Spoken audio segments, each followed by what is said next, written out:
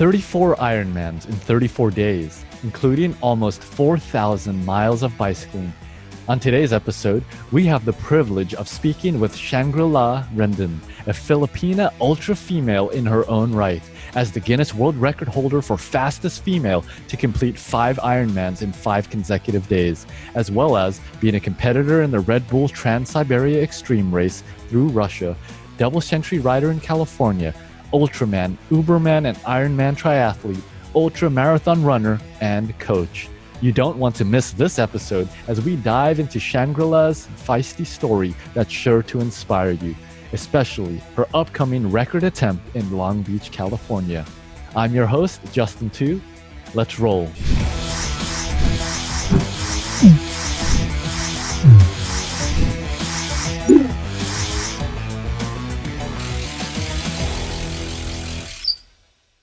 Hey, Ultra family, Justin Tu here, your host of the Ultra Cycling Show.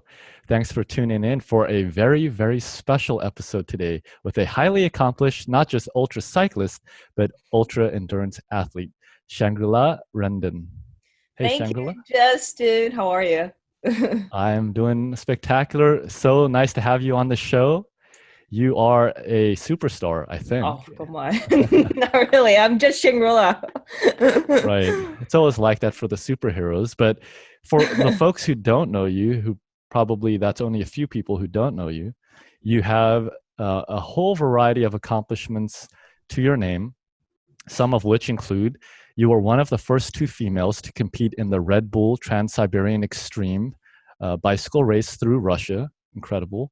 You've also recently completed the Cruise Across America with Shauna Hogan and others. This year, you've done a double virtual Everesting. You're the first female to do that. So that's almost 60,000 feet of climbing. Yep. I Also, remember. you hold the Guinness World Record for the fastest female to complete 5 Ironmans in 5 days. So for those who don't know, Ironman, so it's a 2.4 mile swim, right? 112 Yep. mile bike and a marathon, 26.2 mile run. Right? Yep. Yeah. Okay, so you did 5 of those in a row in 5 days, but at the same time, you've also completed 8 Ironmans in 8 consecutive days. So you just Yes. dusting yourself there. So far. And of course, in between all of those things, you've also done a variety of other Ultramans, Uberman, Ironmans, and a variety of marathons.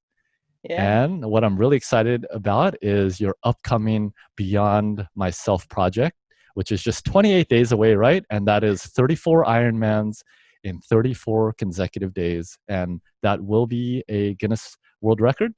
Yes, it's an official Guinness World Record attempt, and it's 28 days and counting. Every Wow. day is important to me.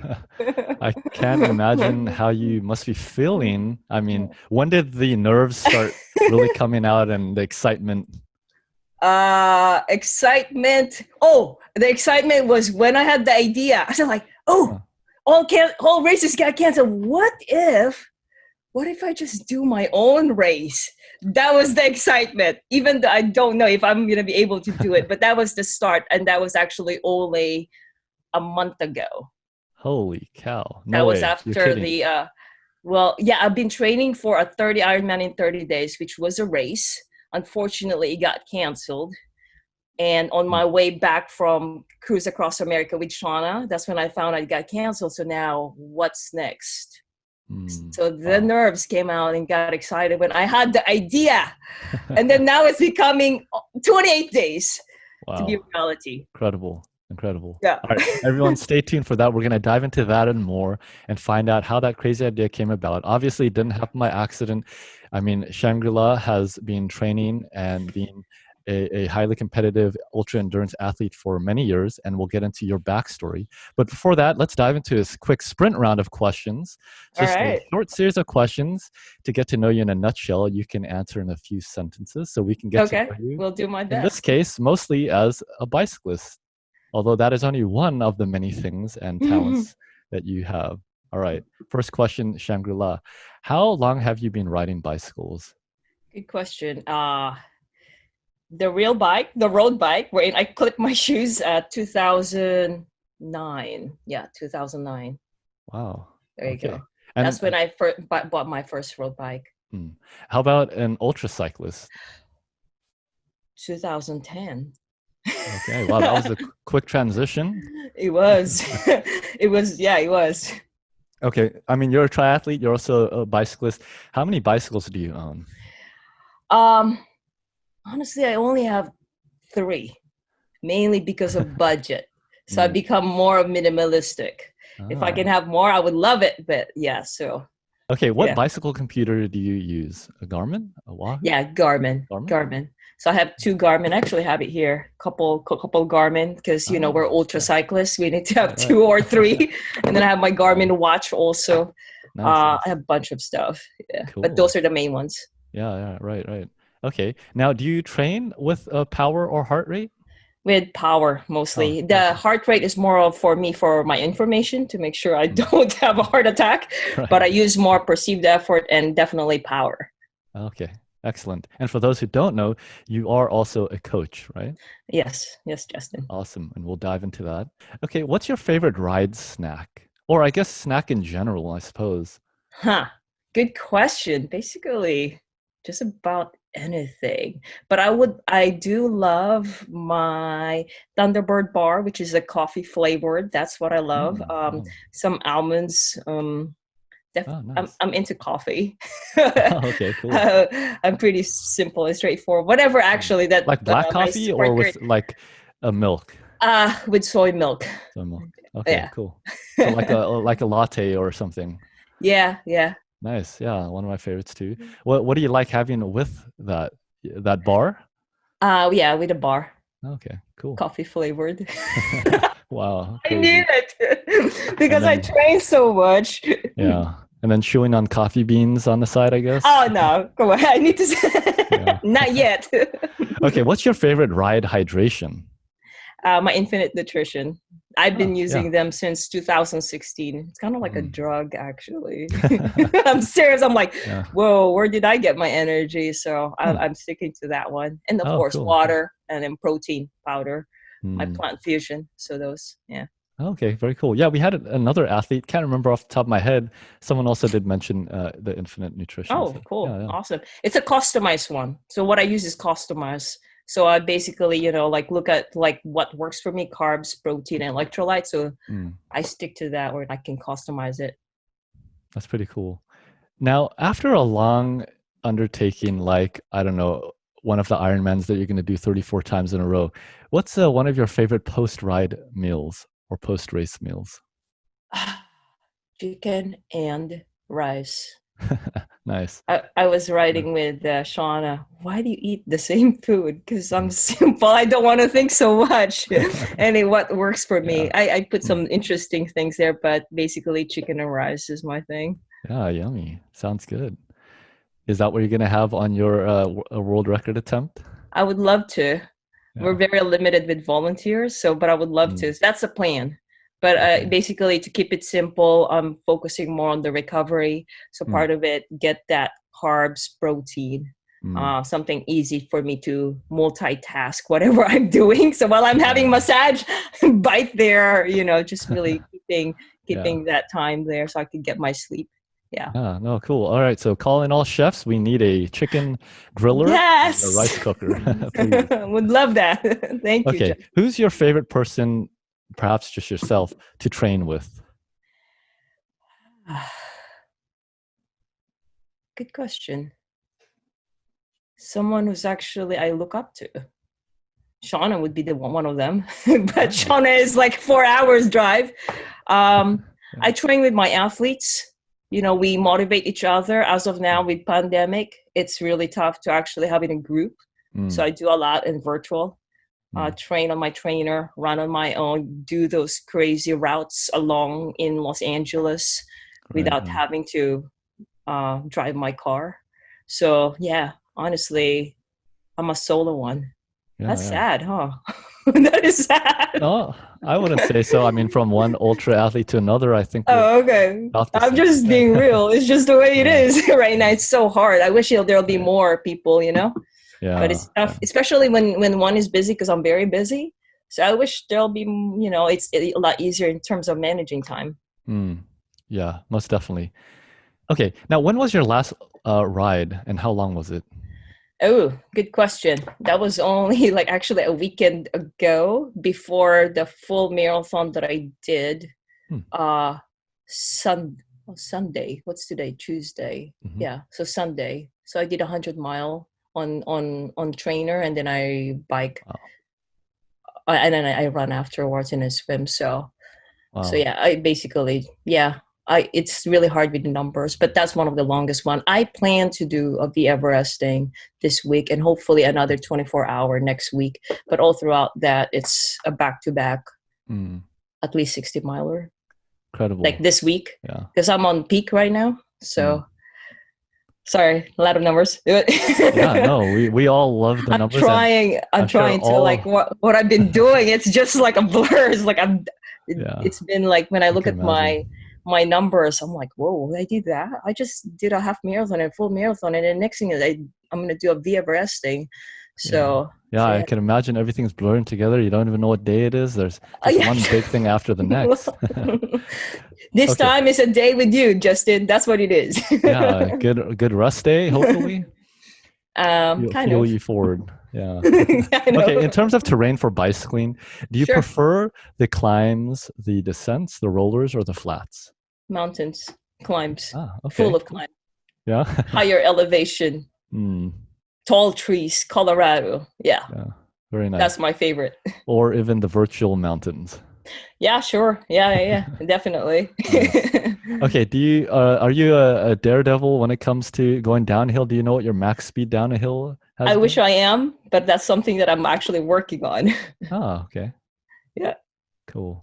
When do you enjoy riding the most? Which season? Fall, winter, spring, or summer?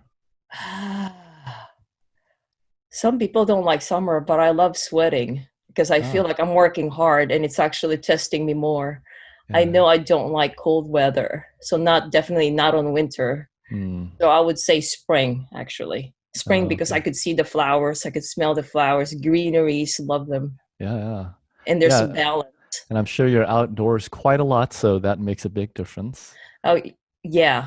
I usually go to the mountains, but right now with all the fires, it's been tough. Yeah. Has been difficult with the pandemic and the fires and everything else, but it hasn't slowed you down at all. I know. I try not to. I don't want my athletes to be faster than me. That's the thing. I gotta be Yeah, on it. that's a good motivation. It Okay, is. so what do you think, Shangela, for yourself and in coaching your athletes, do you think ultra cycling and ultra endurance sports requires more physical or mental training? It's both. Hmm. It's both. Because if you're just gonna go for mental, one you can injure yourself. Hmm. Very Yeah, true. and then also at the same time, the thing is that I like to enjoy my endurance sport. If I'm Hmm. not training, I'll be on survival mode. I want to feel Hmm. strong. Yeah. So it's physical and mental. And definitely with just strength and you can't get through with your mental, yeah, it's going to take you down. So Yeah. both. It's 50-50. Yeah. Very well said. Okay, you've done a lot. What's your favorite event? Oh, each one is different. Each Yeah. one is different. Hmm. I would say the Guinness World Record because that's so memorable. Hmm. But each one is different because on each event, I meet so many amazing athletes, so many. Like, I'm just so blessed to be out there, actually. Hmm. Like, one of the reasons that I show up in events is because I feel blessed. Hmm. I'm like, wow, you know what? I'm just going to write and stick here because I'm with these amazing athletes. So, Oh, what's my favorite event? That's hard because it's like apples to orange. right. It's hard to choose.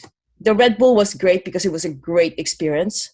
That was my first time ever in Russia. It was a lot of emotions. It's something that's Hmm. so crazy. But I've met the Racing Across America champion, let's say Pierre, and the deer, like those badass animals that I don't know where they got their energy. But yeah, so that's an amazing experience. I had the Ultraman wherein it's in Hawaii. So Hmm. that's a triathlon.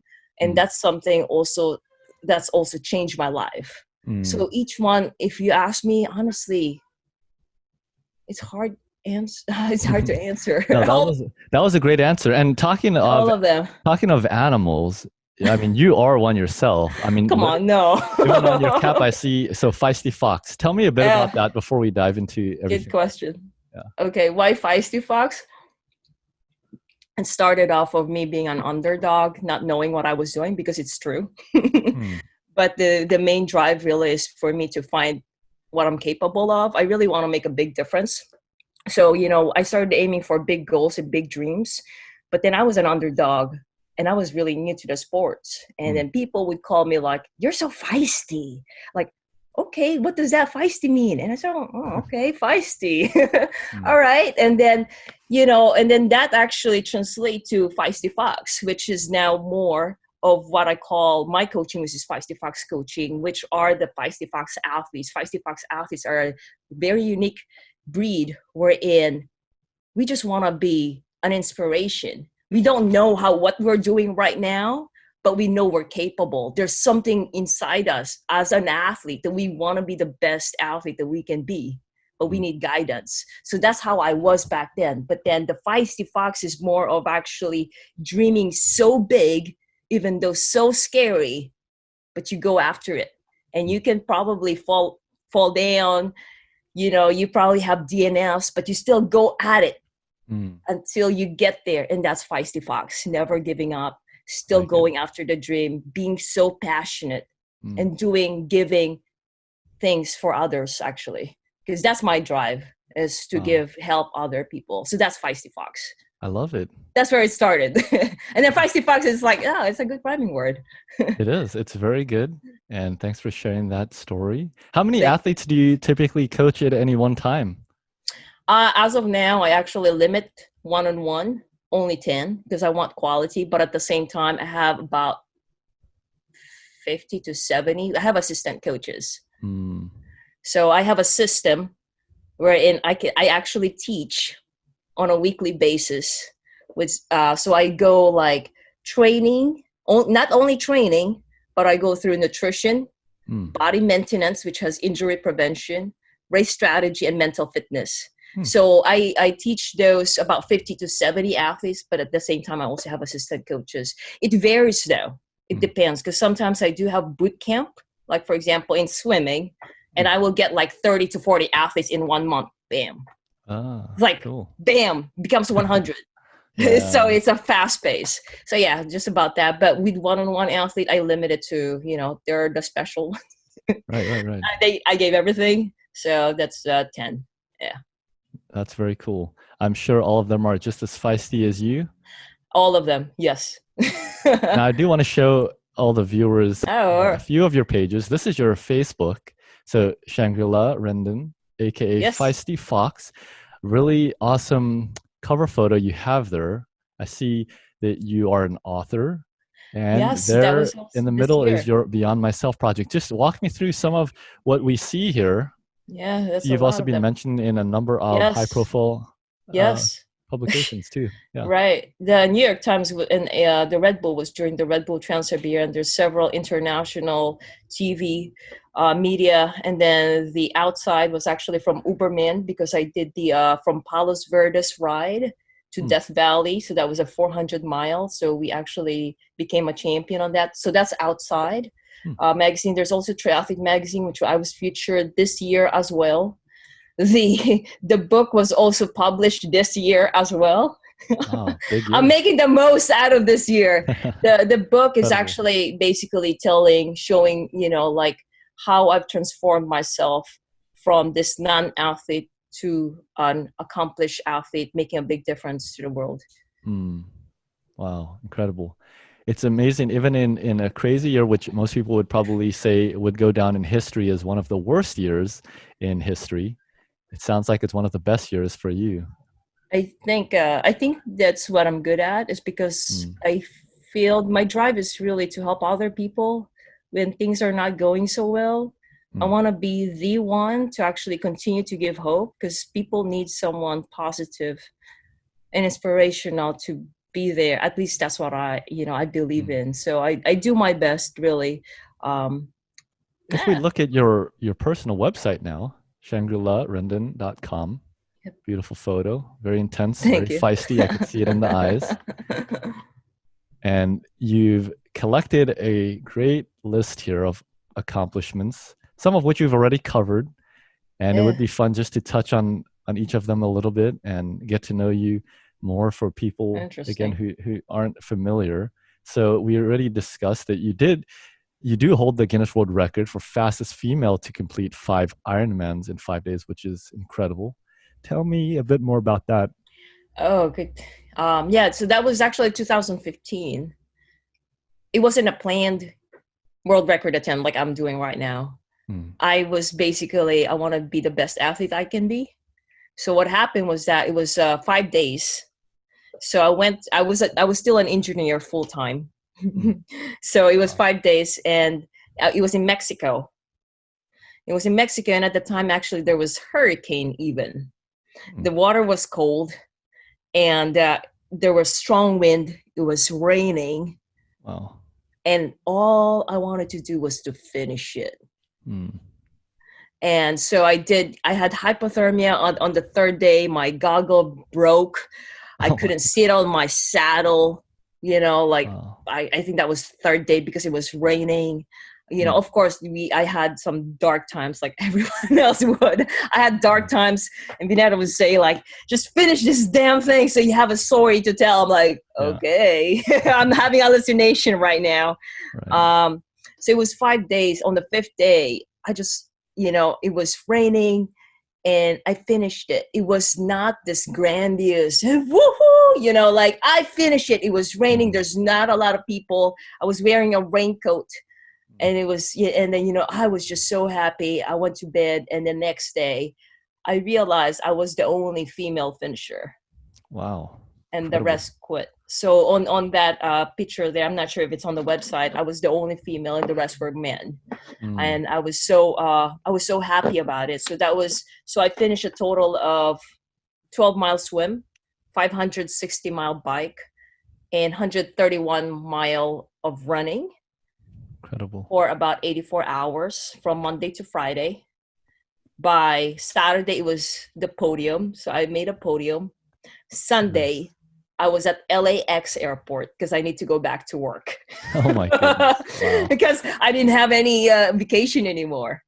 So I went Incredible. back to work on Monday as an engineer. Yeah. And I'm like, Friday, I was like looking online. I'm like, okay, what to do now?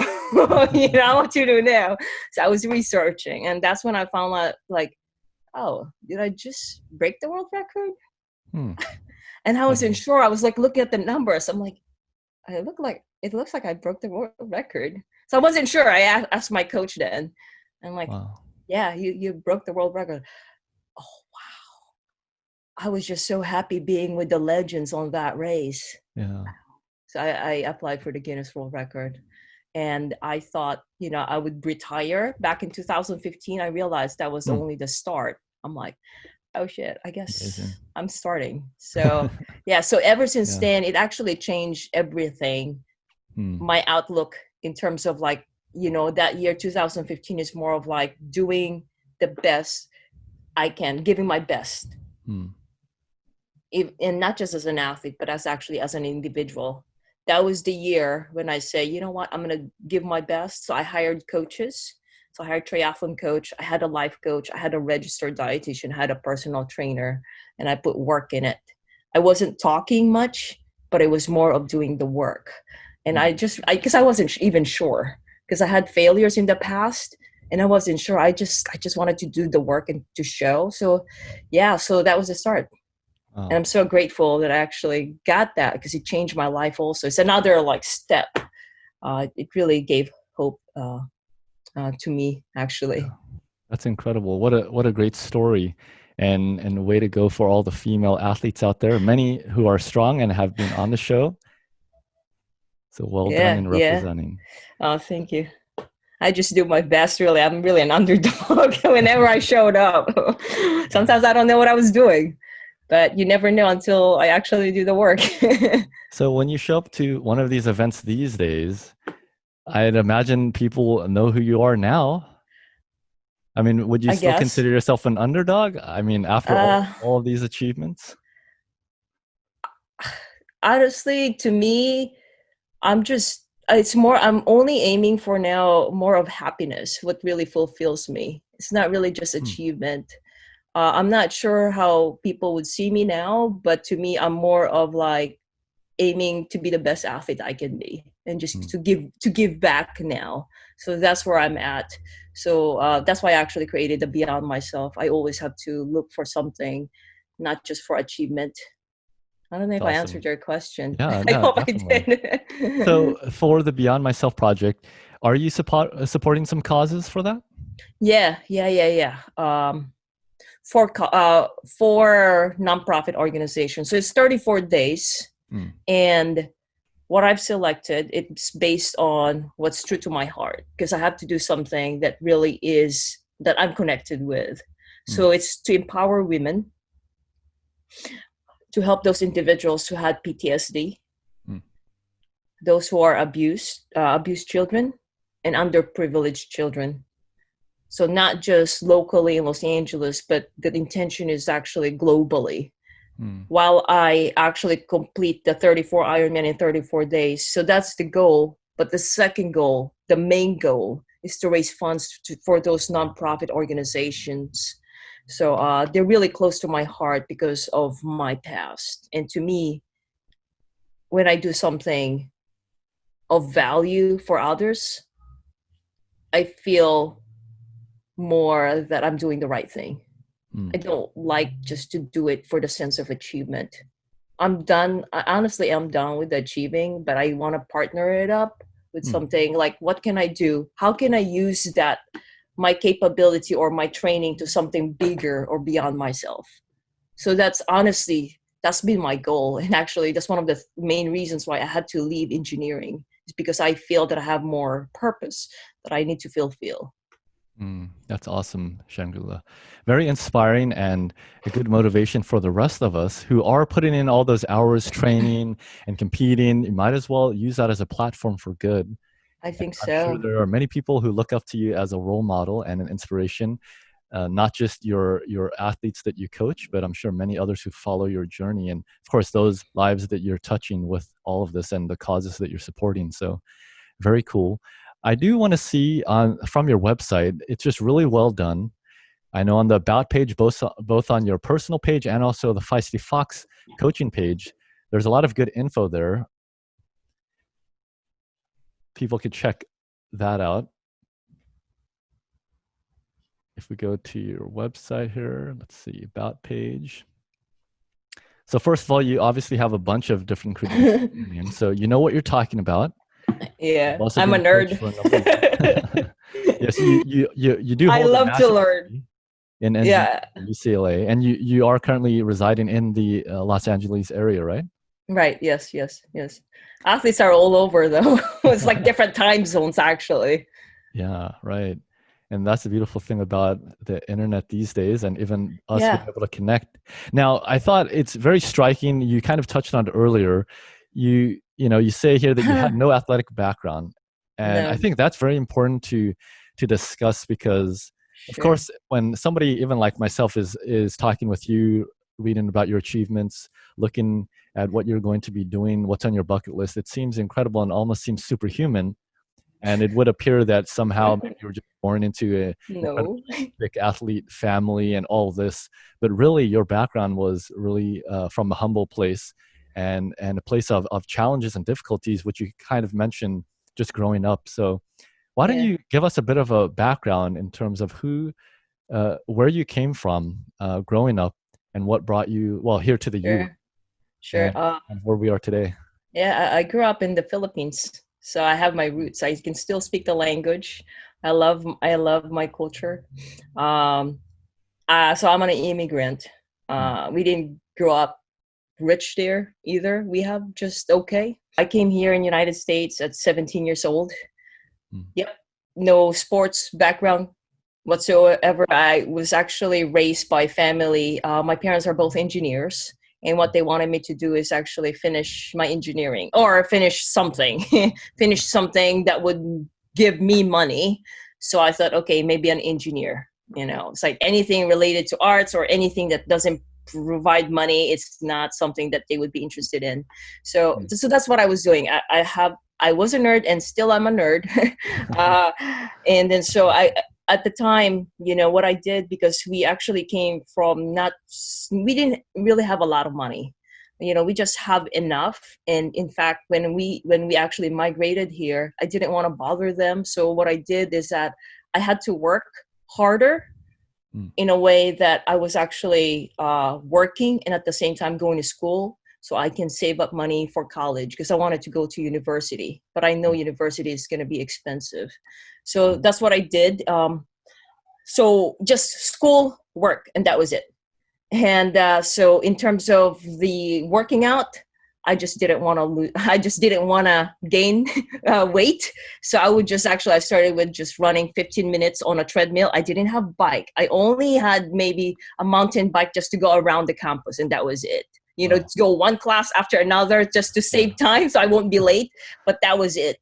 So the running was only 15 minutes on a treadmill. When I saw someone who's actually running for 30 minutes, I'm like, how could she do that? 30 minutes? What's wrong with her? So that was the start. And then, I started with the cycling because I wanted to go to triathlon. And yeah, it's something that I needed, right? So that didn't come along until when I was already 29 years old. Wow, incredible. So let's that pause was there for a second, yeah, so that could sure. sink in for people. So no athletic background, came to the US when you're 17. Yeah. Barely running 15 minutes, Wow. not even 15 miles, 15 minutes. Yeah. And you only that's picked up crazy. a bike when you were 29. Yeah, the That was road incredible. bike. It Yeah. was, like, as I was saying earlier, it was on sale. It was about 1,000. I got it from Holiday. I thought it was a good investment for myself. I did not know what I was getting into. It was 2009 only, and right now 2020. Incredible. And we were talking a bit before the show, and it's incredible how, well, I realized at least that our lives have mirrored quite a bit through the last decade. And strange enough, you mentioned, well, you had started by running 15 minutes. And when I started bicycling, I was actually bicycling about 15 miles. I mean, 15 miles, it's a little bit more, but I was just bicycling 15 miles at a time. And I, as an engineer That's myself, crazy, right? yeah. So you graduated with your undergrad from UC Irvine. Yes. And electrical then LA engineer for your master's. Manufacturing and design. Yes. Go Engineering. Bruins, right? Yeah. Go Bruins. And I went to UC Davis, so we're Aggies. So we're kind of similar in that regard. Like, all right. Cool. Both horses, right? Yeah. And so as an engineer myself, I came back from university after graduating and started bicycling just 15 miles. And actually, I was training for triathlons through university, but got a little too busy, so never got too involved, actually. Okay. And started bicycling 15 miles. And who would have thought that after that, I would have participated in the Race Across America. It's amazing. So it's very cool to hear from another person, not just another engineer, just like this nerd, but also somebody another nerd. Yeah, I know. We're starting really from the ground up, and so really what I'm trying to get at here for folks at home is that anybody can do what Shangrila Rendon has done. Yeah, that's what I've been telling the athletes or whoever actually wanting to do something big. I mean, like, I'm the worst athlete ever. I had no idea what I was doing. I was just doing it. But of course, it's more of the acceptance of you might fail, but then get back up. Right. Be okay with it. So. Yeah. And the mark of a true champion, I think I read it on your website, really a champion knows how to get back up and keep going after it no matter what. Yeah. And you've done that incredibly. I'm kind of get used to it because I don't get it like right away, but I just get little by little. It's always a learning process. It's not like the end all be all. And it's just like, sometimes I don't get it. Hey, of course I would be disappointed, but then I always like, what did I learn? What can I do better next time? How about let's do it again? Never learn a lesson. That's hilarious. I know. That's what we learn, huh? That we don't learn from history. And I heard it said, I think it was a leadership quote, and it was talking about, every leader, yourself being one as well, and a very competitive, accomplished leader, that we all have to be slightly delusional as leaders and as innovators and as pioneers, right? Yeah, I agree with that. I never thought I am actually until I have all these crazy ideas. Yeah. It's just like out of nowhere and suddenly like it's becoming reality. So yeah. Well, has already become reality. I guess the saga just continues for you, right? Mm-hmm. So on your website, we could see, okay, coaching a bunch of others, a bunch of happy, feisty foxes, Yep. Yeah. swimming, Yep. competing. Very cool. Yeah, and I Very can blessed to recognize. know them, actually. Yeah, I can imagine, and I'm sure the feeling is the same for them. I recognize this top here. So you have also competed in the double century races out here in California, right? Yeah, I have several. I started not counting how many of them. I know people would ask, how many double century have you done? But sometimes I do it in training. So I'm not quite sure. Yeah. But I guess when I was still counting, it was really not so much. There's a lot of people, like, I think you are one of them, Hall of Famers. I have a lot of respect. I know Teresa. She's my friend. I have a lot of respect. Actually, Teresa Beck, Teresa Beck was the first ever female double century rider who I ride my bike on my first ever double century ride on 2010, and that was Los Angeles. Yep. Wow, That was incredible. Teresa Beck. So Tiger. our lives mirror again because I have very special beginnings with her too. Oh, okay, there you go. Yeah, that's Teresa Beck. She dragged me to the finish line. If it wasn't for her, we probably wouldn't be sitting here, and I wouldn't have become a Hall of Famer. She was waiting. Yeah, she was waiting for me. Before the finish line, she was there with the rest of her awesome friends. So awesome person, but also highly accomplished. She just recently completed her 100th double century. Yeah. Incredible. She's great. She's amazing. The females are really making us look bad. Oh, come on, shut up. It's all a family, so we support one another. But really awesome. And I mean, even just one double century is a big deal. And so, and I think I saw on your website, you've also done a few of the triple centuries, right? Including I did couple 300s. I think one of the best times was 21 hours. So I was really happy about it. Thank God for the team that I was with. So we kind of like switch in terms of who's leading. So yeah. That's so cool. Yeah, and I think it's important to touch on that since, perhaps most of our viewers are cyclists and maybe they're laughing and brushing you off because you're a triathlete, but not just any triathlete, an ultra woman.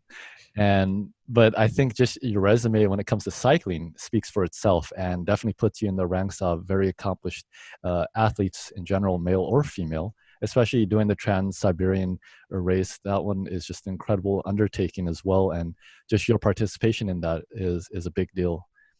And it's crazy that you did a double virtual Everest this year. That's a long time on the bike. How long did that end up taking you? The moving time, if I remember correctly, 28 hours. Wow, incredible. So total was 32 hours though. It was a training for the big race, which is the 30 Ironman or 34 Ironman now. Right. So it was a training. It was a good timing for the cruise across America. So it was 3 weeks prior to the Shauna's cruise across America. Yeah, it was on a trainer. Wow, incredible. So whereas something like that, I mean, even just one virtual Everest for somebody would be a highlight of their year for an actual event, you were doing 2 of them for training. Yeah. You know what? I actually did the double V Everesting 2 weeks after my first V Everesting. No way. Wow. So I wasn't sure how it was going to be. I thought it was going to take me like really forever because I had no idea, but I've been training. But yeah, so I was really happy about it. And I dragged some of my athletes also for V Everesting. So they're, all over. So so they also did the V Everesting because it was lockdown. So right. How about let's do this one? So we were doing it. Some of them were like in Virginia, Arizona, or even like 4-hour drive from my home. So wow, we support each other. Yeah, that's so cool. Teamwork makes the dream work. Yeah. Must be a lot of fun. Now, you also did recently do the cruise across America. That's an 18-day adventure, right? Yeah, that's a fun one, actually. Yeah, mostly. So it's different from the race across America route. I love it. Diagonally. This one goes mostly through the south. And we see the map here, incredible. So 18-day ride, about 150 miles average a day, right? It was about 100, 150. 150 a day. So it depends on especially also we had to change route wherein we couldn't pass the Mexico area, New Mexico, because of the pandemic. So we actually went up to Colorado. Oh, cool. So we Nice. went up to Colorado to the I forgot that route there, one of the high ones. You should know, Justin. Like Wolf Creek Pass Yes. Okay. We went up there. Oh, So what we did is nice. that Okay. instead of us going through here, we went up through van, but still covered the distance of the upper portion just to avoid that closure there because it requires quarantine. Oh, And then wow. went down. So basically, still same distance. Incredible. So But that was real-time amazing. adjustment. Yeah. So yeah, it was actually maybe a few days before. I'm like, oh, we can't go through there. We have to reroute. Stephen, one of the people who's actually doing the routes, they're very fast at it. Get it done. That's so cool. I mean, I guess it adds to the adventure, right? And yeah, I'm glad it actually. Awesome to see Colorado, right? Oh, I loved it. It was actually one of the best. It was not really the hardest. The hardest was Borrego and Arizona because it was so hot, but it was the most beautiful. And I love climbing, so I really enjoyed Colorado. And I was really thankful that we actually had to go up there because that was the best one. So looking on the website, it looked like it started in July, right? Yep, July 7th. Wow, incredible. So pretty much midsummer. Yes, very hot. It was hot. Do you remember the highest temperature going through Arizona and Borrego Springs in California? 114. Wow. 116. Insane. And how did you fare in that? I mean, are you pretty good with heat training and just heat in general? I mean, you said you like the heat. I have my room for the virtual. So that was the only thing. I mean, it goes all the way over 100. That was basically, the first one over 100s this year. So Borrego was like, we were riding in the oven, and then I know that my body got used to it, and I thrive in heat. Not as good as Shauna, because she loved everything. She loved the rain, she loved the heat, but so I got used to it, which was what I needed. I said, like, every time it was hard, like, you know what, this is a good training. I suck it up. So it was good. And then Borrego, Arizona, hills, and it got hotter. So, yeah. And so I could imagine as part of your training for your upcoming world record attempt, it must have been a fun and enjoyable way to get in a bunch of miles. Yes. No, it's perfect, especially being with the best cyclist. So I've learned a lot. And honestly, like I said, I may have had already a lot of achievements, but I'm always learning. There's so much there's so much more for me to learn as an ultra cyclist. So everything was great. It was, what I like about it is because I was able to take pictures, some selfie, and actually I have it in my YouTube, the Cycling Across America Adventure, wherein I was taking videos while I was climbing in Alabama. So it was funny. So what I like about it is because I was cycling, I was training, and not in a race mode. And I'm sure a lot of other cyclists would appreciate that, especially you. You should check it out. That's what I'm saying. But yeah, so a lot of people, like even Shauna, like, this is cool. You can just enjoy the views. Yeah, that's awesome. Strange again, somewhat of a mirror in here, because in 2014, the year prior to doing the race across America, I actually qualified for that, doing my own ride across America. It was mostly the Ram route, except I started in Costa Mesa nearby, I ended at the Lincoln Memorial in Washington, D.C. Wow. Yeah, that was pretty epic. Yeah, there were so many tourists there. I was standing on the steps holding my bike up, and everybody thought I was like a celebrity. I'm like, I'm just a bicyclist. That's amazing. I should check it out. Yeah, that was pretty fun. But you did. Anyway, it was very similar in terms of time and distance. There you go. And I would say, well, first of all, for those aspiring to do the race across America, I mean, maybe it's not the most practical thing to do for everyone, because it is a long time, perhaps, more than 2 weeks. But it is a beautiful way to see the country, especially because you're riding mostly through the daytime. Were you guys also riding mostly through the day? No, just daytime. Daytime, right? Yeah. When you're doing the race across America, it goes all throughout the evening. Yeah, you miss a lot of the beauty.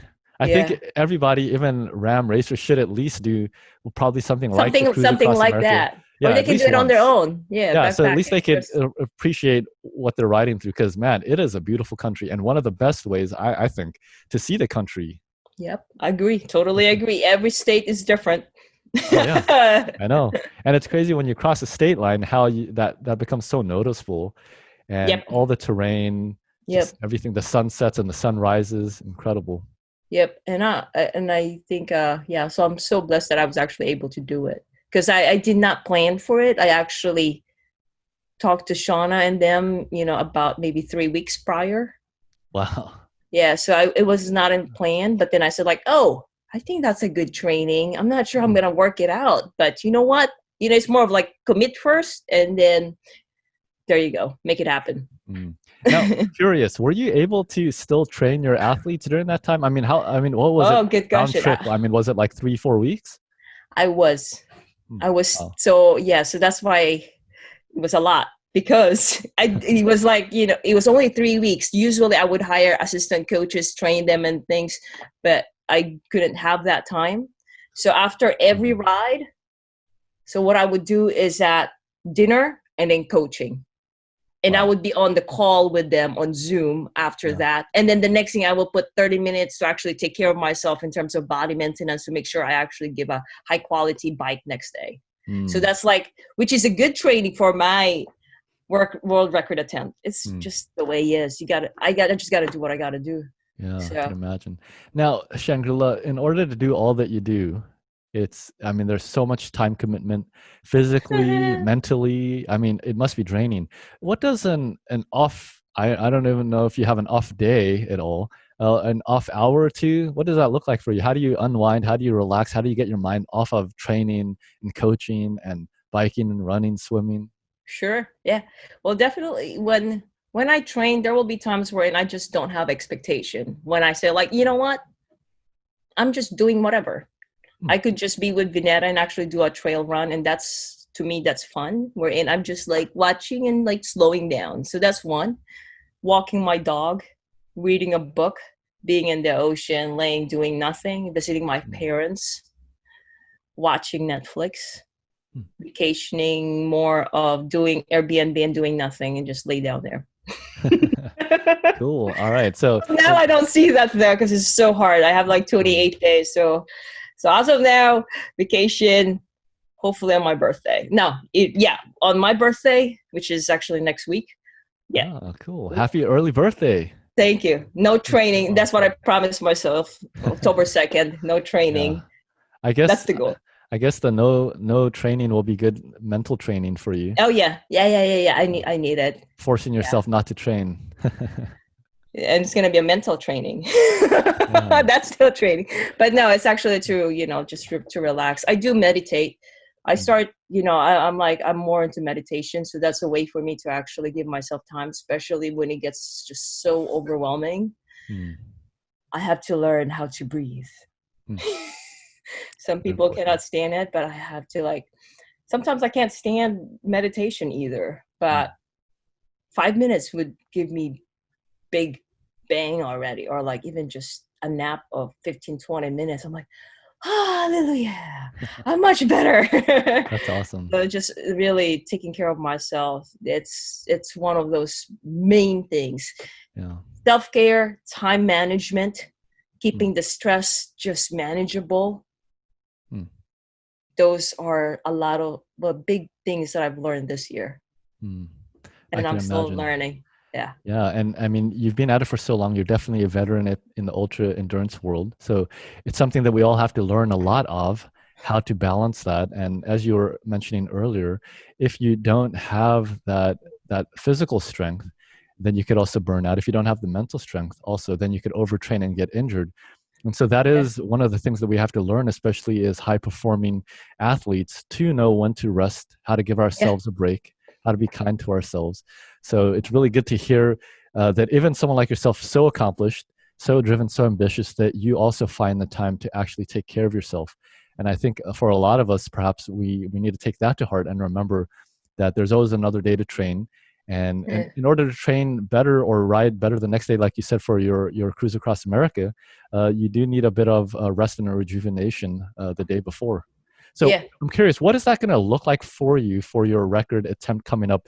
I mean, 34 Ironmans in 34 days. Do you have an idea in terms of a target time that you want to complete them, or a range of time? And then what are you going to spend the off race, off bike, off run, off swim time? What will you be doing during that time? Okay.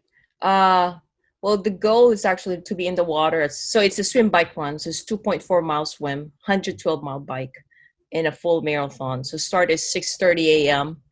So the goal, honestly, people might see me the slowest, especially at the very beginning. The goal is for me to show up every single day for 34 days. And as everyone, if you're an ultra person, you know that if you go fast, you give everything at the beginning, you might not show up next day, or just, Yeah. I have to show up every single day. Mm. So my intensity will be, adjusted to a way so I can show up each day.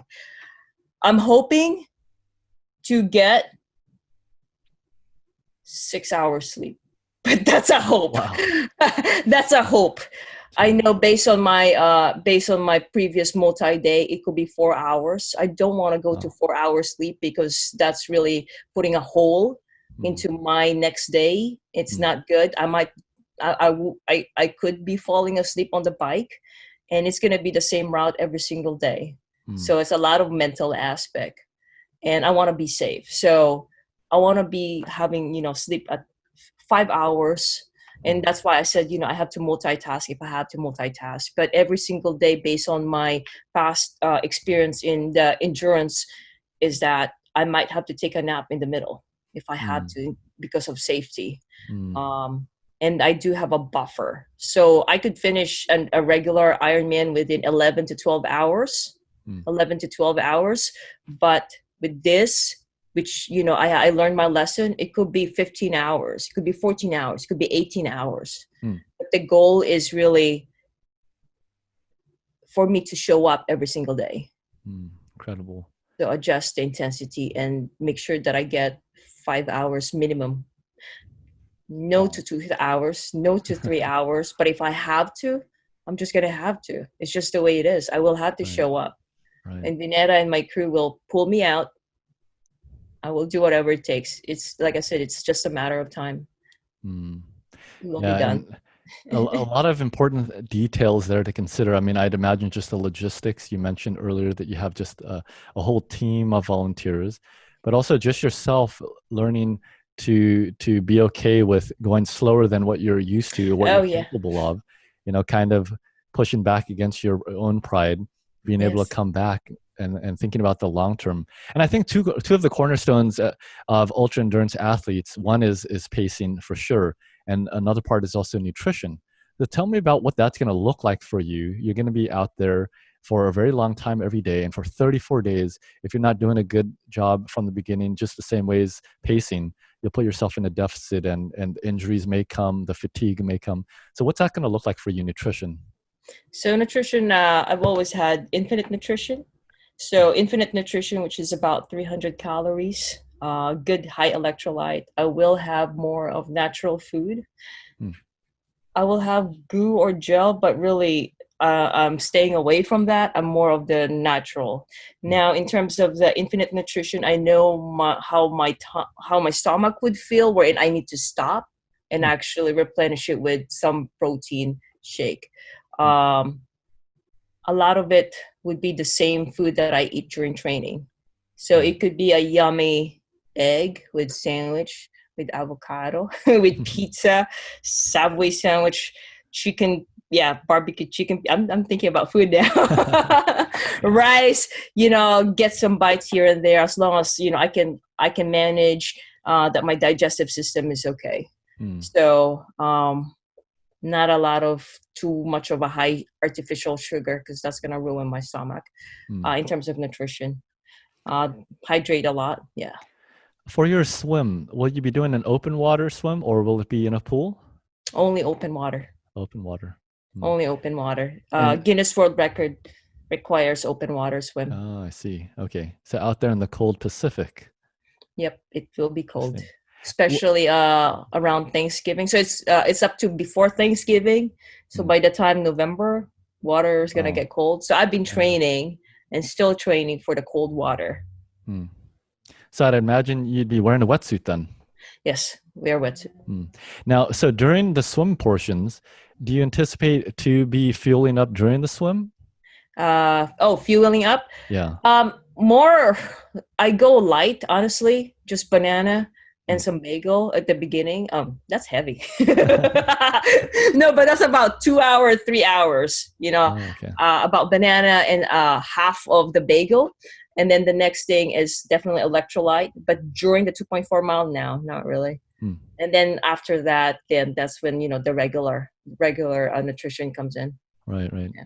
So will you be carrying a Subway sandwich in one of your bottle holders on your bike? Oh, I wish. Maybe Yeah. I'll put some basket in front of me. Yeah. Yeah, those are something that I still need to set up. So for the bike portion, it's 112 miles every day for 34 days. I mean, that in Yeah. itself is an incredible achievement. And even many cyclists would have a hard time even committing or signing up for that or even considering doing something like that. Will you be able to ride with any people? I mean, how does that work? I'd imagine there's no drafting allowed, but No can people drafting. ride next to you or behind you? As long as I'm following the guideline, I don't want to Mm. draft to anyone. I've suggested, to show up, Mm. to have a dance in front of me so I can wake up because I'm deprived of sleep. But Yeah. don't, but like the safety is very important. They can ride with me. Mm. But safety, especially with the pandemic, I need to make Mm. sure Mayor of Long Beach is happy because they're supporting us, Mayor of Long Beach, Mayor Garcia. So Mm. safety, because it's going to be in bike path. I'm still finalizing whether it's going to be in San Gabriel River Trail or LA River. So the good part is that I have the choice of where. So my goal is basically safety Mm. and then being able to manage it with my support group. It's going to be 34 days.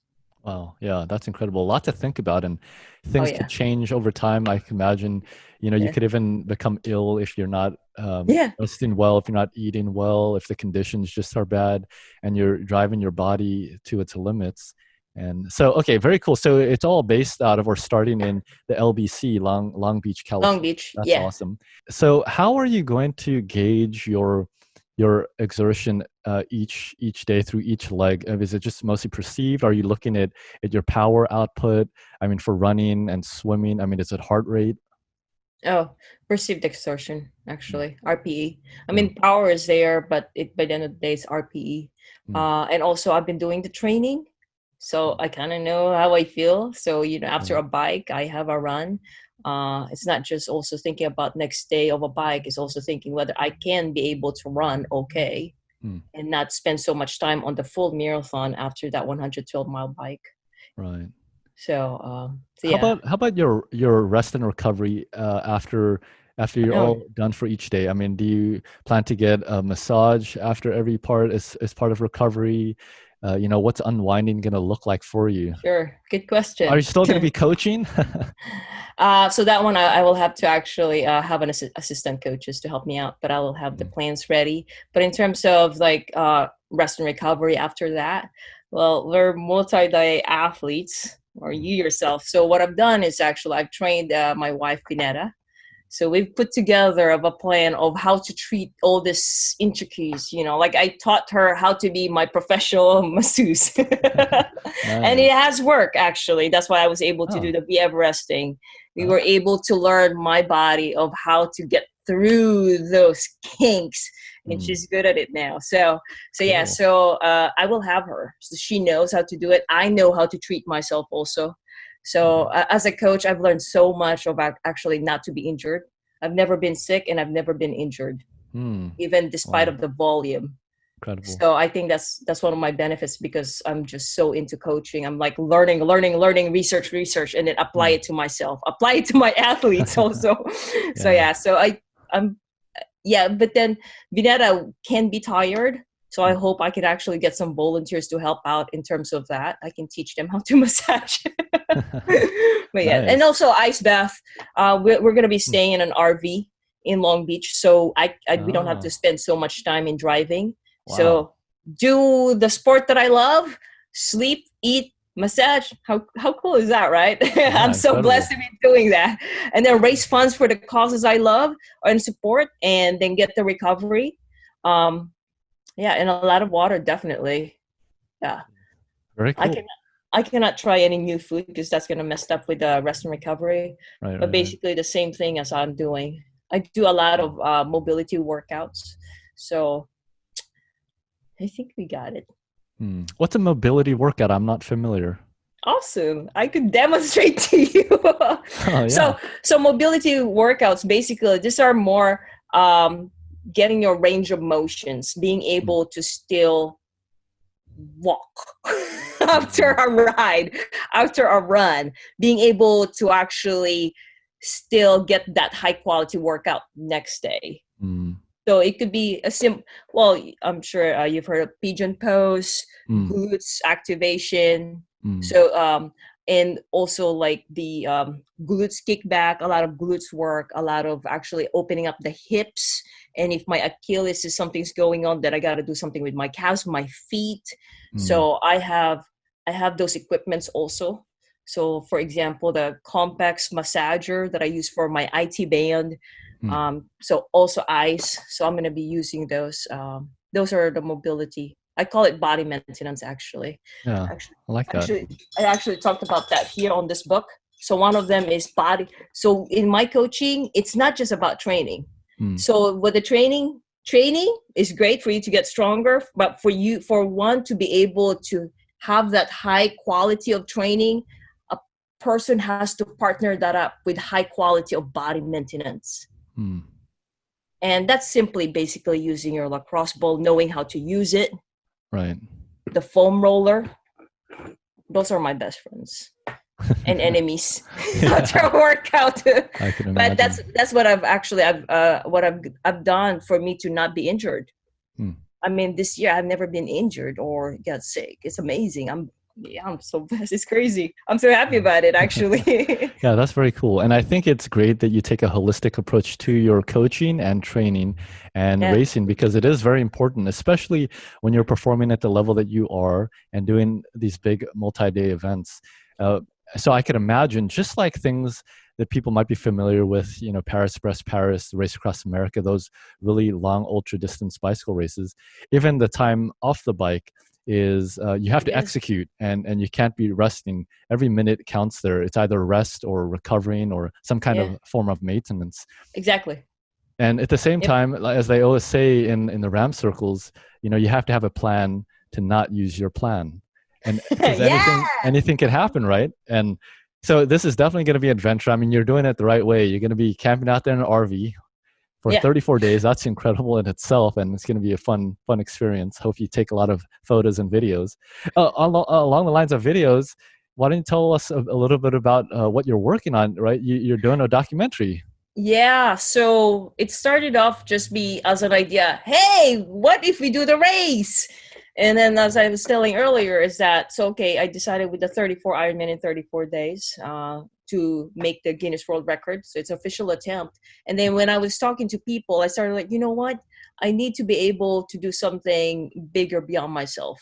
Mm, So now there's the nonprofit organizations. Every time I talk to people, uh, yes, yes, yes, until I get what if okay you're gonna do that in Long Beach at this time of pandemic, but we want to tell the story, not just your Guinness World Record attempt but actually your life story. mm, And I said yes, that's what I really want, and that's actually the main reason why I'm even trying to achieve these big goals, because I want my life, I want to have a voice so I can tell my story, so I can actually inspire people that even though we had a horrible past like I did, which I was abused when I was a kid. I was sexually assaulted, didn't have justice. mm, I had I was diagnosed with PTSD. I had suicidal ideation at 17 years old. I was I had alcohol addiction. I was in rehab a couple of times. I had eating disorder. I was homeless and slept in my car. It was a messed up life. And then now this is how I've become. And the main reason that I'm actually trying to achieve all these amazing big things is because I want people, hey, what is she doing? And then until like, oh shoot, how did she do that? And then now they're like open up their minds like, if she was able to do it, maybe I can do it too. Or like if they're like on the rock bottom. Hey, she almost killed herself. And then now she's that. Maybe there's hope. And that's why I'm doing the Beyond Myself project. And my goal is to show up every single day, because I know every single day that I talk, that I show up, and to show that we can make things better and we can take control of our lives. You know, it will actually radiate to their family and friends. So now there's a director, there's a cinematographer, we have a camera team. Now there's a documentary, which is, I'm very blessed that they are actually volunteers that got moved because of my story. I have so as if I don't have enough in my plate, so I'm like managing and actually training all these athletes achieve their dreams. I'm trying to achieve my dream to fulfill the Guinness World Record attempt, and I just created another group of people who I manage, about 50 of them now, 50 volunteers, and I would love to have more volunteers who's actually just volunteering because they want to make a difference themselves. And I'm really so thankful that they're actually moved and inspired, and actually like, you know what, whatever you say, you know, just tell me what I can do. So yeah, so there's a documentary film that we're doing. We're actually filming as we speak, you know, right now in my break time.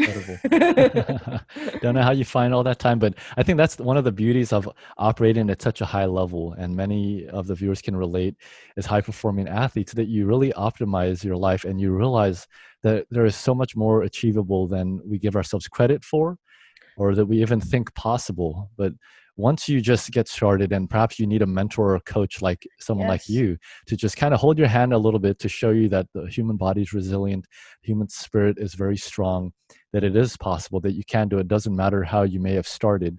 What really is important is how you end. And your story is by far not close to any ending. It sounds like just the beginning. Can't believe it. It's a chapter, another chapter, and another chapter. It's the beauty of life. Thank you. It's beautiful. And along the same lines, you know, we were talking about, you know, you haven't been getting sick and those kinds of things this year. You know, I realized the same thing in training for, you know, the Race Across America, for example, that even though every day, you know, I was out there riding for, you know, 6, 7, 8 hours a day, doing a lot of training, you know, it seems like spending the whole day out there, and also as non-paid athletes and having to work full time at that time, you know, balancing everything, it would seem very challenging, and it would seem like, man, you're gonna get injured, you're gonna get sick. But actually, I found that because I was so focused on my training, but also on my resting and my eating and my recovery, I was actually feeling the best that I've ever felt in my life. I agree. I think it's the mindset. I mean, when you try to like focus on one big thing, and then suddenly it just evolves to like, hey, you know what? I gotta eat better. I gotta sleep better. I gotta take care of myself. So, So that's what I've gotten also. I think it's great. Yeah, definitely. No better way to live when you're living life to the fullest and feeling great. Now, you have definitely come from a really difficult past.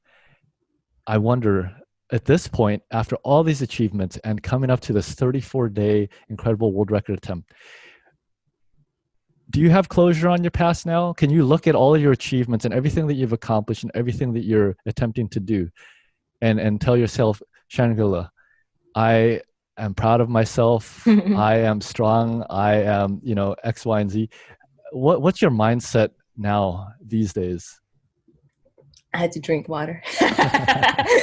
You know what? Back then, when I had no idea how it's gonna be today, or like in the future, or you know, wherein I hated the world, I hated everyone. I was so negative, including my parents, including my loved ones. I was just so negative. I just want to kill myself back then.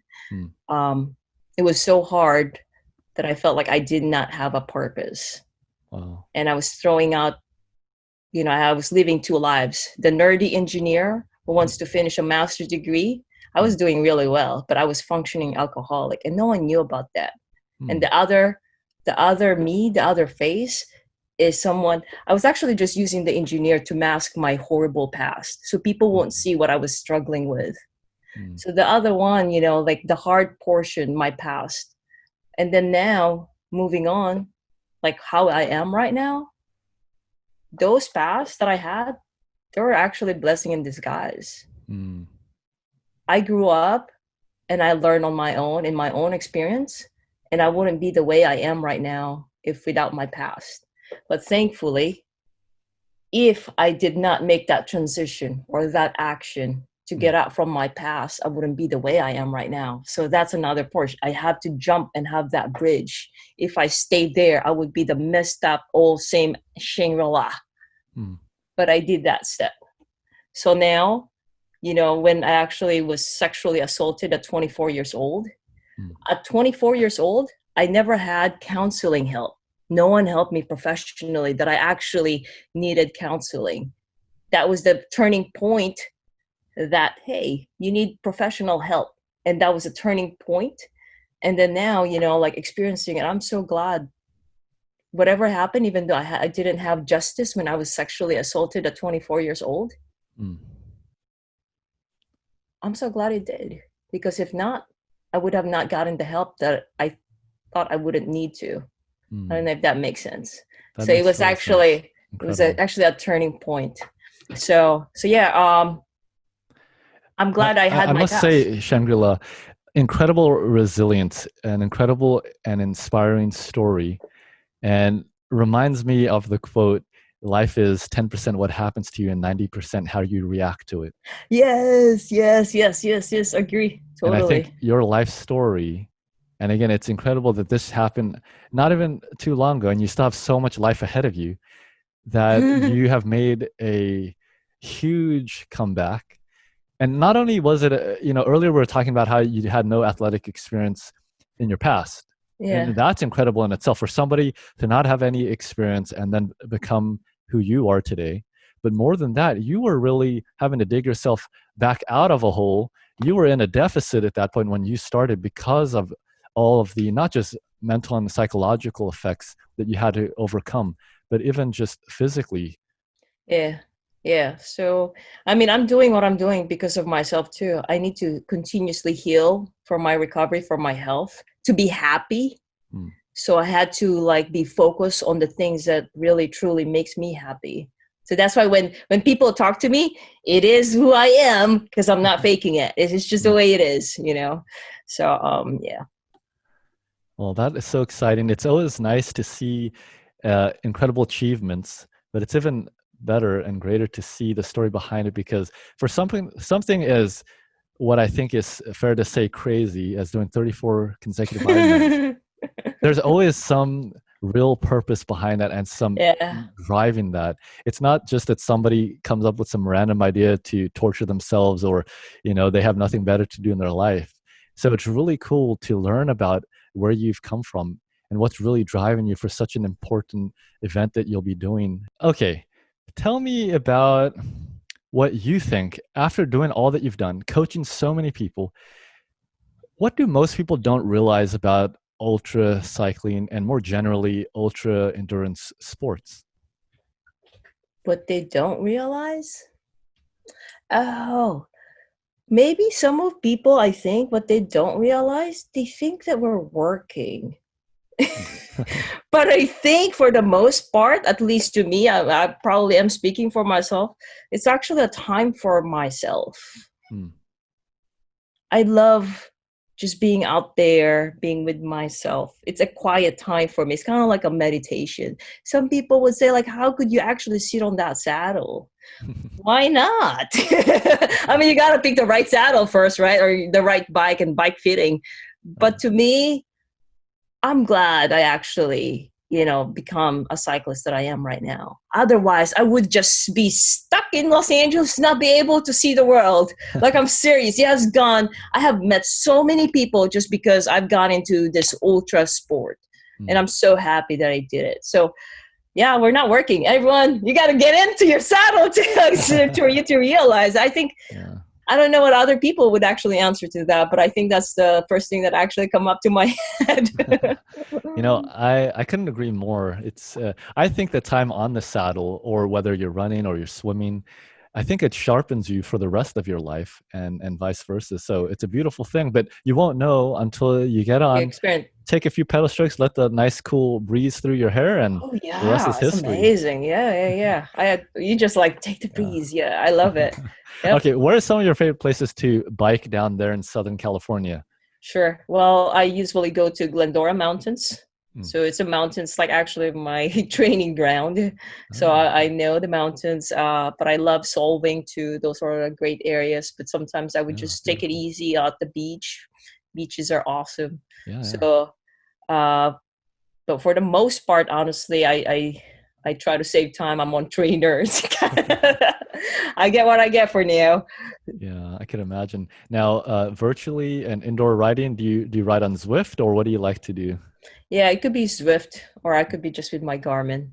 Hmm, very cool.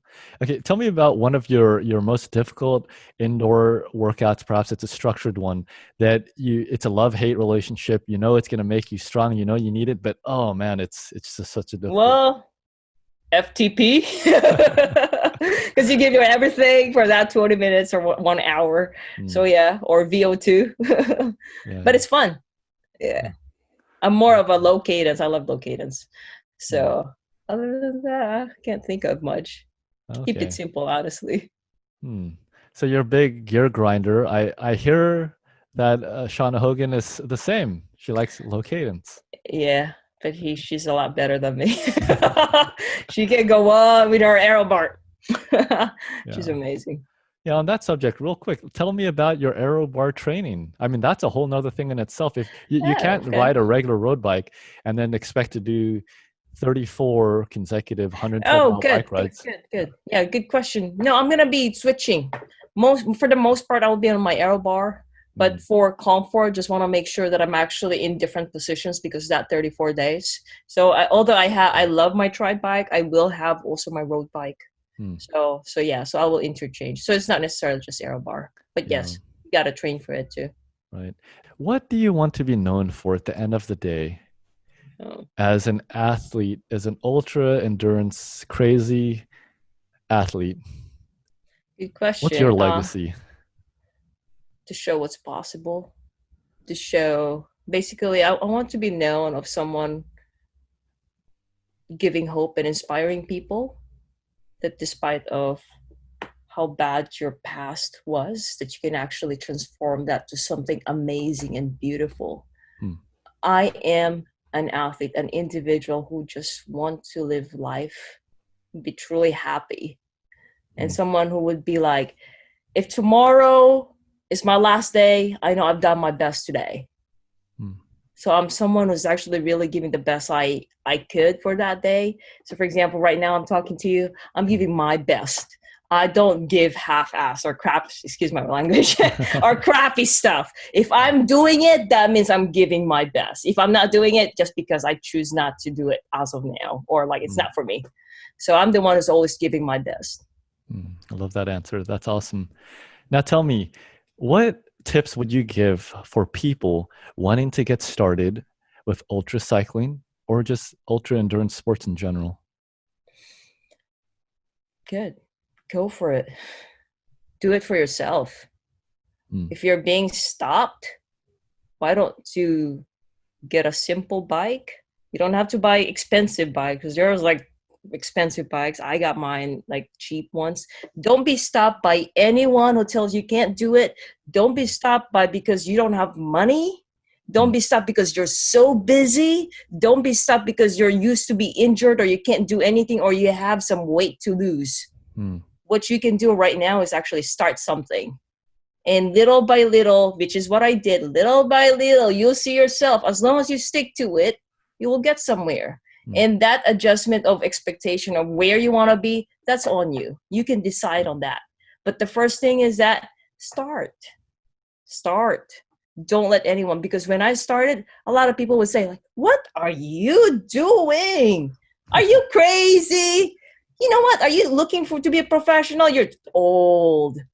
Are you serious? You're too busy. So there was a lot of naysayers. That's why I became called Feisty because I still went after it, mm. even though they thought like, who the hell she is? But Yeah. no, listen to what you really want and stick to it. Stick to yourself because no Mm, one will really, like you gotta start. And if your family maybe or your friends don't believe you right now, show them. It doesn't mean that they don't love you. It just means that you need to show it in action. And that's what I had to do.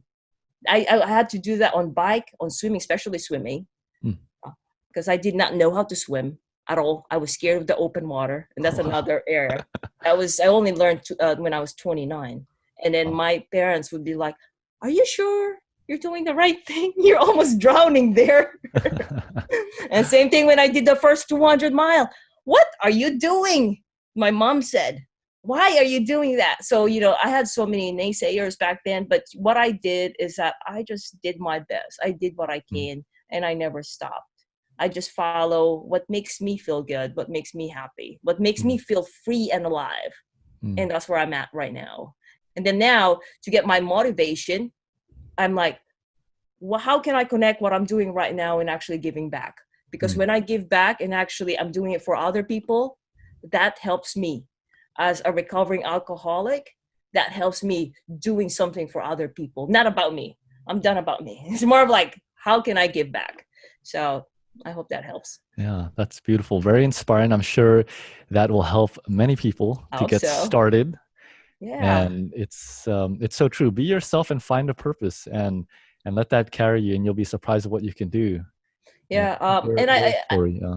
I did add that because I've coached a lot of athletes wherein they had, let's say, like they had surgery on their knee and they're worried. I was able to actually transform them to be a cyclist, and they were like amazed themselves. Wow. But if you don't believe in yourself, you got to believe in yourself. Don't let anything, just try. And of course you need professional help also. Make sure to ask the right person, not to try get hurt yourself. But yeah, so I think anything is possible if you at least just try and get started. Yeah, so true. And if anybody ever feels discouraged or feels a doubt creeping in their mind, watch this video again and be reminded of where Shangrila came from and all that you've accomplished, right? Yep. Thank Incredible you. Story. Appreciate it. It's been great chatting with you. Would love to end with a quick sprint round to the finish questions, just a fun way to end. First question is, how would you rate yourself in terms of bicycle maintenance on a scale of 1 to 10, 10 being an excellent maintainer, lubing, cleaning, changing out all the parts? Good question. I would say 7. Wow. Yeah. 6 at times. I'm not great. I do what I can. Just because I'm so busy. Yeah, I can imagine. No, that's actually really high. That's great. Is it? Oh my goodness. Okay, I'm really curious. At the end of the 34 days, you cross the finish line. What are you gonna do? What are you gonna say? What are you gonna eat? I mean, what is gonna be your first reaction, I guess, to completing that? I'm imagining on my last miles on the run, I'll be in tears. I will be smiling. I'll be so happy. I will be thinking of all the people who have been helping me to get to the goal. And I will be so happy thinking of all the people who I'm helping, raising funds. I mean, I was talking about those nonprofit organizations, of the things that they do. I'm like, wow, I'm helping them. And actually those volunteers who's putting their time, like, wow, I'll be thinking of those people. And like, how did this crazy idea that I just come about? Like, wow. Yeah. And to thank all those people, especially my family and Vineta, and of course you, to support me on this one. So thank you for it. Oh, of course. That's a beautiful thing about the Ultra family. Everyone knows the struggle. Everybody works hard, trains hard, and is so supportive. And so it's play hard. Yeah, of course. I was thinking of actually going to Latvia for a vacation where Vineta lives. So hopefully that will be in December, and hopefully in the Philippines to actually meet with the nonprofit that I'm raising the funds to meet the children, abused children, to actually do speaking again next year. So that's one of the things, if the COVID is okay in terms of flying. So those are the things. Definitely I need a break. So I cannot wait, but I'm going to cherish what I have in 28 days, or what I have right now, actually. Yeah, all very exciting. For those who don't know, would definitely recommend they check out your coaching, Feisty Fox Coaching. I think just to be part of something called Feisty Fox, that's enough, right? And Yes. They could get a lot of tips, insights, mentorship from you. And, before you know it, they'll be setting their own records as well.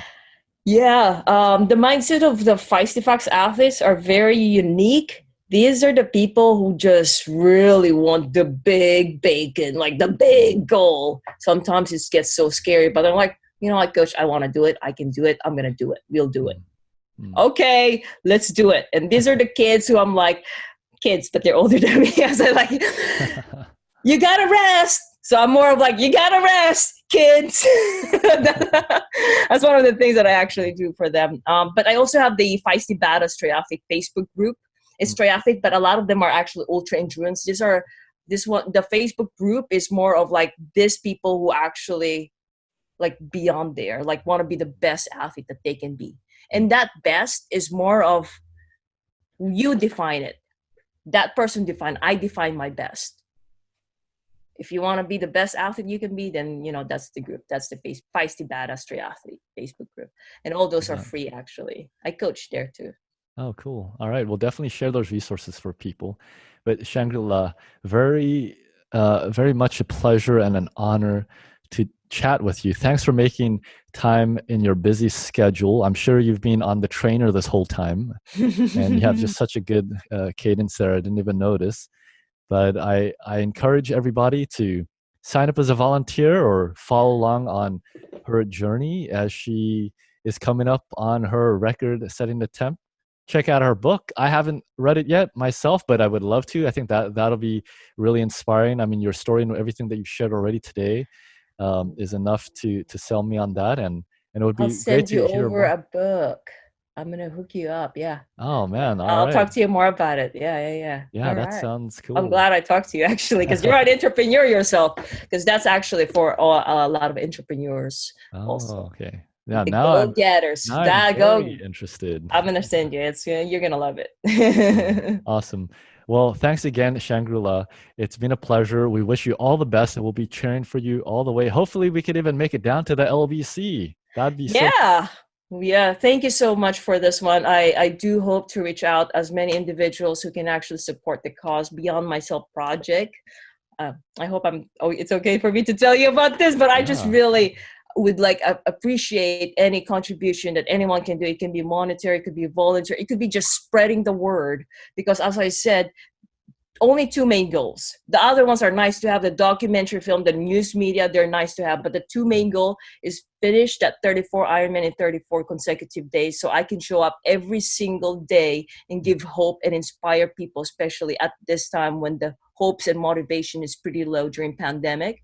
And the third one is to raise funds for the 4 nonprofit organizations, empowering women, helping individuals with PTSD, raising funds for abuse in underprivileged children, not just in the United States, but one of the nonprofit actually has 2 projects. One is for underprivileged in Vietnam, underprivileged children in Vietnam, and the second project is actually in the Philippines, which is for abused children in the Philippines. So pick your cause. I hope you can pick one.